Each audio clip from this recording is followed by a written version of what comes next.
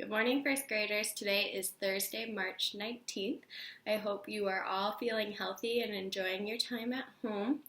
Today I will be reading chapters 3 and 4 of Rosie, Revere for you, and then I will also be posting some other videos for you to watch while you're at home too. Chapter 3. Rosie put on her helmet and Aunt Rose hit the switch.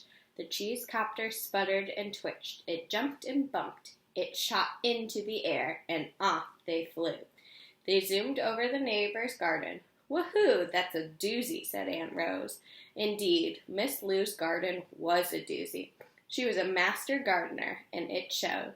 Each year she planted flowers and grasses to create a giant scene in her yard. This year, her plants looked like a giant goose. Daisies and asters and marigolds painted the picture. Tall, fluffy pampa stalks completed the scene. They swayed in the breeze and made the goose come to life. Rosie looked down just as someone ran into the garden shed, wearing a long duster, a big hat, dark glasses, and rubber gloves. It was Miss Lou. Rosie knew two things about Miss Lou. She was mysterious. Rosie never saw her outside during the day without her disguise. She did not like Rosie. Miss Lou never said that, but then she never said anything to Rosie. They were neighbors, but Miss Lou never even waved at Rosie. Once Rosie saw Miss Lou in the window and waved, and Miss Lou closed the curtains. First graders, why do you think Miss Lou is being so mean to Rosie? She never says hi to her, and then when she did see her, she closed the curtains on her. Rosie had another clue.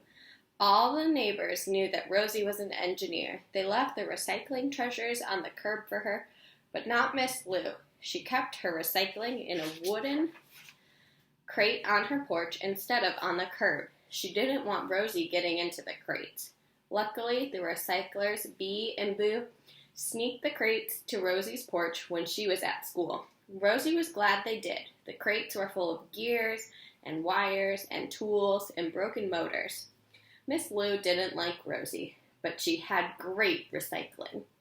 Aunt Rose steers the cheese copter up, up, and away. "Woohoo!" Aunt Rose yelled. "I do love a fancy garden." Rosie looked back at Miss Lou's garden shed just as a pair of gloves' hands snapped the curtain shut. So again, Rosie saw Miss Lou through the curtains, and she snapped the curtains shut. We're on to chapter 4. In the page before chapter 4, there's a picture with labels, a tail, and a head, and it says, a rivet. Chapter 4. The cheese copter flew past the school and Iggy Peck Bridge to the edge of the town. Aunt Rose pointed at an old white house with a wide porch. Did you hear that? They flew over Iggy Peck's bridge. So I wonder if we'll hear any more of Iggy Peck during this story.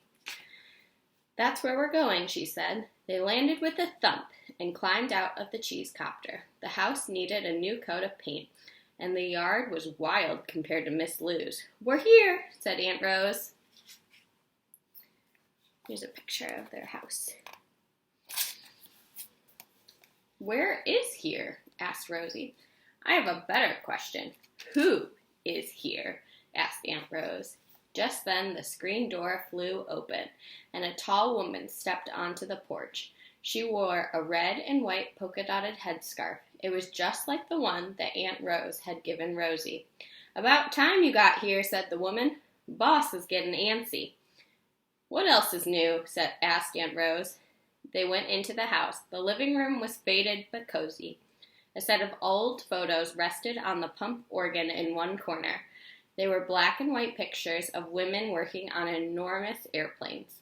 A familiar face caught Rosie's eye. It was Aunt Rose, and she was young. "Those are the Blue River Riveters," said Aunt Rose. "The smartest, sassiest, toughest bunch of airplane builders you ever saw. And the best dancer," said the tall woman. First graders, do you know what the word sassiest means? "And musicians," yelled a woman's voice from the kitchen. Stop yakking and get that girl in here, shouted another voice. Aunt Rose nudged Rosie towards the kitchen. Don't keep Boss waiting, she said. They stepped into a large kitchen where 5 elderly women with coffee mugs sat around a well-worn table. As Rosie stepped into the room, they all cheered, Rosie! Suddenly, Rosie felt embarrassed and overwhelmed. Her cheeks got hot and ducked behind Aunt Rose. Why do you think Rosie is feeling embarrassed right now? Rosie didn't like being the center of attention. It's okay, kiddo, said Aunt Rose. They don't bite, except for Letty, but she's just trying out her new false teeth. Aunt Rose slapped her knee and laughed out loud. Oh, that's a good one. You can see all the women around the table. It looks like they all have a red and white polka dot headscarf, just like the one Aunt Rose gave Rosie.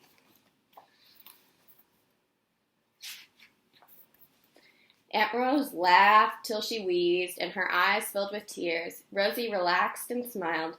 The joke was not very funny, but Aunt Rose's laughter was contagious. Soon, all the women were laughing. Like Aunt Rose, they were loud and full of joy. They were a ruckus. And Rosie Revere decided that she liked them very much.